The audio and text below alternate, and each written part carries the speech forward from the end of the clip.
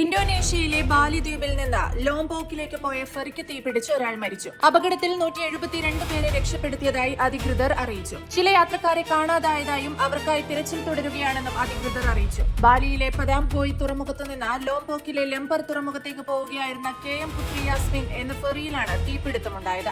Lombok കടലിടുക്കിൽ ബുധനാഴ്ച പുലർച്ചെയാണ് അപകടമുണ്ടായതെന്ന് പ്രാദേശിക രക്ഷാപ്രവർത്തന ഏജൻസി മേധാവി മുഹമ്മദ് ഹരിയാദി പറഞ്ഞു. രക്ഷപ്പെടുത്തിയ 172 പേരെ ബാലിയിലെയും ലോംബോക്കിലെയും തുറമുഖങ്ങളിലേക്ക് മാറ്റി. മരിച്ചയാൾ ഇന്തോനേഷ്യൻ പൗരനാണ്. രക്ഷപ്പെട്ടവരിൽ ഒരാൾ ഓസ്ട്രേലിയക്കാരനാണെന്നും ബാക്കിയുള്ളവർ ഇന്തോനേഷ്യക്കാരനാണെന്നും അധികൃതർ അറിയിച്ചു. അപകട സ്ഥലത്തേക്ക് നിരവധി ബോട്ടുകൾ അയച്ച് രക്ഷാപ്രവർത്തനം നടത്തിയതായി ഹരിയാദി പറഞ്ഞു. 200-ലധികം രക്ഷാപ്രവർത്തകരെയാണ് ദൌത്യത്തിനായി വിന്യസിച്ചിരിക്കുന്നത്.